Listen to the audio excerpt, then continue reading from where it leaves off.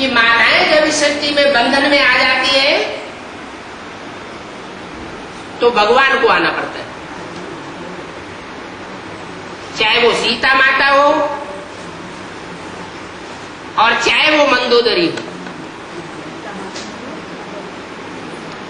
मंद उदरी, बुद्ध रूपी पेट कैसा है?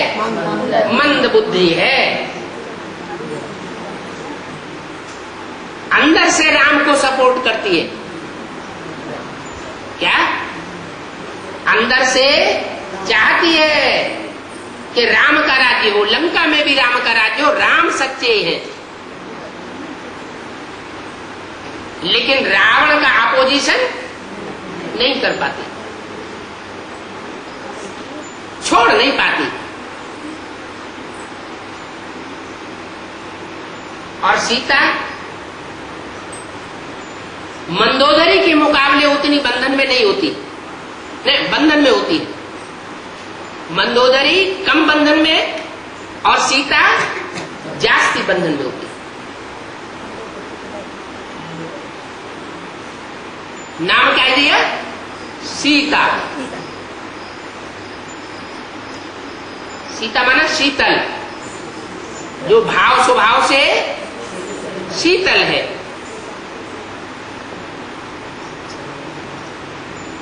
धारणा शक्ति वाली है, पवित्रता की धारणा वाली है। ऐसी पवित्रता की धारणा जो सब गुणों की जननी है, प्योरिटी। जहां पवित्रता होगी वहां बुद्धि भी पवित्र होगी। पवित्र बुद्धि होगी माने सुमति होगी।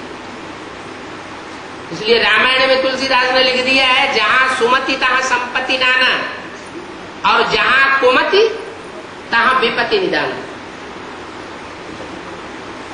तो पवित्रता की धारणा कन्याओं माताओं में जास्ती होने के कारण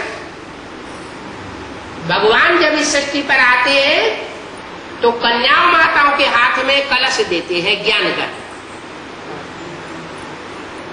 अपने यहां कोई भी अनुष्ठान करेंगे तो कलश भर करके रखेंगे नवग्रह के पास, नवग्रह पूजन के लिए।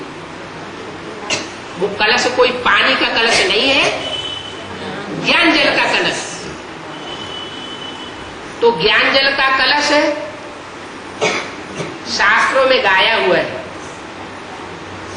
कि सागर मंथन हुआ, माना ज्ञान सागर भगवान के सुनाए हुए ज्ञान का मनन चिंतन मंथन हुआ। असुरों ने भी मंथन किया और देवताओं ने भी मंथन किया। उस मंथन में से सबसे श्रेष्ठ चीज क्या निकली? अमृत। अमृत कलश, ज्ञान अमृत का कलश निकला। और सबसे गंदी चीज क्या निकली? हालाहाल विष। विष माना विषय विकार। क्या? विषय विकार।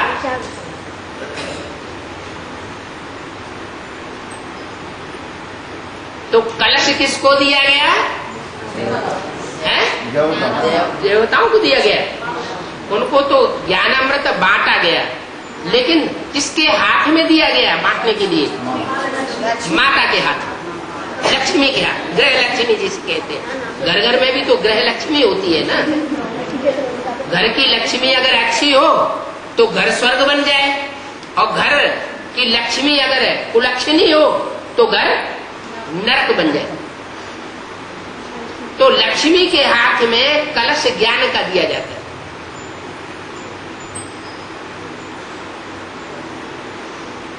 कौन सा कलश? जो मंथन करने के बाद निकलता है, वो कलश नहीं जो ब्रह्मा कुमारियां तथाकथित बताती है कि ज्ञान कलश भगवान ने हमको दिया। ठीक है, ब्रह्मा के द्वारा ब्रह्मा कुमारी ईश्वरी विश्वविद्यालय सारी दुनिया में स्थापन हो गए, गांव गांव शहर शहर में स्थापन प्रसन्न हुए। दुनिया वालों को मानना पड़ेगा कि हाँ, ब्रह्मा का कार्य चल रहा है। ब्रह्मा के मुख से वेदवाणी निकल रही है। ये प्रैक्टिकल बात है। लेकिन जो वाणी निकल रही है, उस वाणी को ज्ञान अमृत नहीं कहा जा सकता। अमृत क्यों नहीं कहा जा सकता? क्योंकि जो भी वाणी निकली है माउंट आबू से, ब्रह्मा के मुख द्वारा, उसका मंथन नहीं हुआ जब तक ब्रह्मा जीवित रहे। और मनन चिंतन मंथन जब तक नहीं होता है ज्ञान सागर की वाणी का, तब तक वो ज्ञान अमृत नहीं है। ज्ञान का अमृत कलश नहीं कहा जा सकता। तो वो तो झूठी बात कहते हैं कि हमको ज्ञान अमृत कलश मिला हुआ है, हम लक्ष्मी का पाठ बजाने वाले। नहीं, अमृत कलश की रचना ही नहीं हुई थी जब तक वो जीवित रहे। अमृत कलश का कनेक्शन सागर मंथन से, उनके शरीर छोड़ने के बाद उनके द्वारा जो वेदवाणी ब्रह्मा के मुख से उच्चारण की गई, जैसा शास्त्रों में लिखा है कि ब्रह्मा के मुख से वेद निकले, वो वेदवाणी मनन चिंतन मंथन की प्रक्रिया में आने लगी।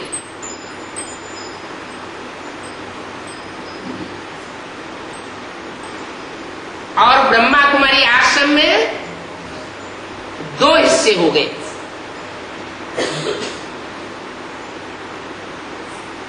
चाहे उनको कौरव पांडव कह दो और चाहे उनको देव और असुर कह दो।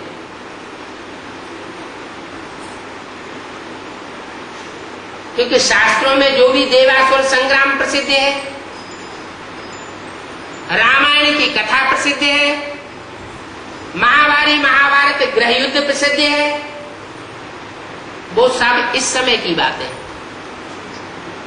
इस समय की, जब के एटम बम बन जाते हैं, शंकर जी का काम तैयार हो जाता है। हर हर बम बम, वो कार्य तैयार हुआ पड़ा है।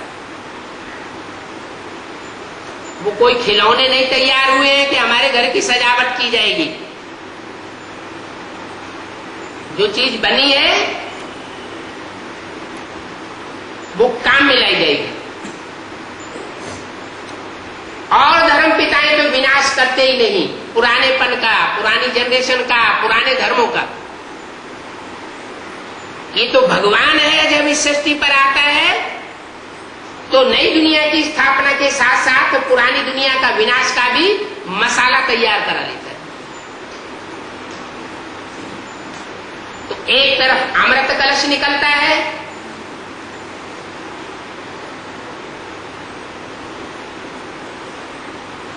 जो कन्याओं माताओं को सुपुर्द किया जाता है कि तुम ज्ञान जल बांटो। बांटा जाता है तो भी असुर चालाकी करते हैं। क्या चालाकी करते हैं? नंबर लगाया गया देवताओं का पहले कि देवताओं को पहले बांटा जाना चाहिए, वो पहले अधिकारी है, उनमें प्योरिटी की पावर होती है, वो धारण कर सकेंगे। लेकिन आसुर क्या करते हैं? चोरी कर लेते हैं, चुपके से नियम भंग करके देवताओं की लाइन में घुस करके बैठ जाते हैं।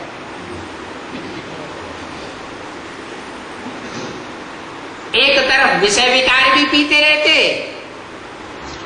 और दूसरी तरफ ज्ञान अमृत भी पीते रहते। तो वो ज्ञान उनके काम आएगा? काम नहीं आता। लेकिन पी तो लिया ना, तो अमर हो जाते हैं। अमर हो जाते हैं माना उनकी आत्मा में वो संस्कार खत्म नहीं होते,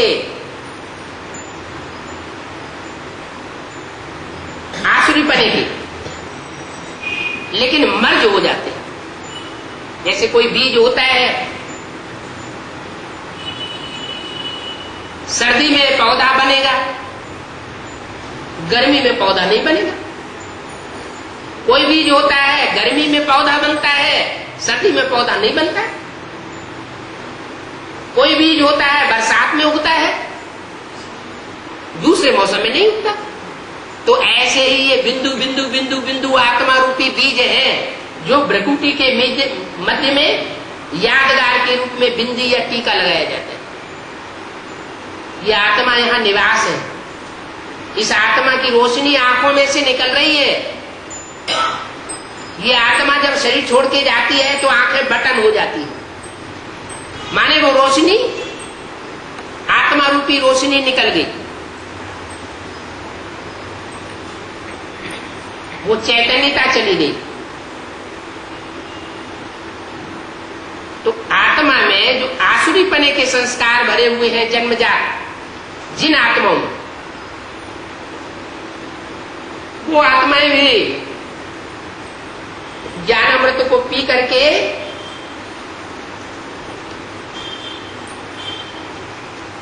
अमर बन जाती। उनको राहु के नाम दे दिए।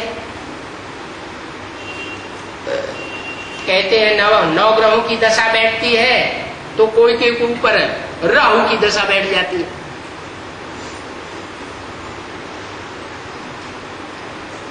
अच्छी दशा बैठती है तो कहते हैं बृहस्पति की दशा है। बृहस्पति को देवताओं का गुरु माना जाता है।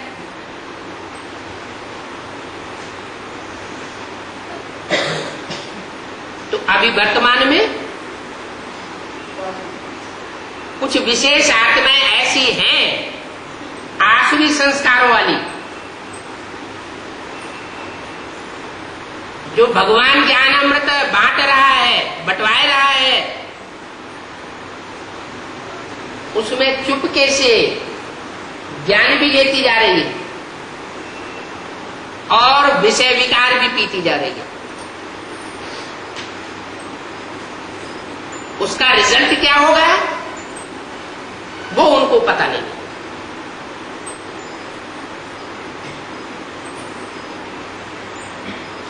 अभी बाप पहचान आकर के दे रहे हैं कि ये संगम युग है, पुरुषोत्तम संगम युग। पुरुष माने आत्मा, पुर माना पूरी, सा माना सेते, सोने वाली। शरीर रूपी पुरी में सोने वाली है आत्मा, माना पुरुष। वो पुरुष रूप आत्मा जो है वो इस समय दुनिया में दो रूपों में है, एक आसुरी रूप में और दूसरी देव आत्माओं के रूप में है। तो वो देव आत्मा है, लेकिन असुरों के संग में आकर के सब असुर बन चुके हैं। रामकृष्ण की आत्माएं भी जन्म लेते लेते सतयुग त्रेता में जन्म लेते, द्वापर कलयुग में जन्म लेते लेते नीचे गिर चुकी है। गलती से उनको भगवान मान लिया। वो देवताएं थे, देवताओं में उच्च कोटि की आत्माएं थी। मनुष्य जब नीचे गिरता है तो राक्षस बन जाता है, और मनुष्य जब ऊंचा उठता है दिव्य गुण धारण करके तो देवता बन जाता है। गीता ज्ञान में ये बात बताई जाती है कि गीता ज्ञान नर अर्जुन को नारायण बनाने के लिए दिया गया था। अर्जुन नर था, मनुष्य था, मनुष्य को नारायण बनाने का ज्ञान दिया। नारी द्रौपदी थी, उसको नारायणी बनाने का ज्ञान दिया गया। भगवान ने ज्ञान दिया, लेकिन गलती से कृष्ण का नाम डाल लिया। अब गीता में तो कई श्लोक और कई शब्द ऐसे आए हैं जो गीता ज्ञान दाता निराकार समझा जा रहा है। समझ में आता है कि वो निराकार था, वो कोई साकार नहीं था। साकार माने देह अभिमानी, निराकार माने निराकारी, निर्विकारी, निरहंकारी।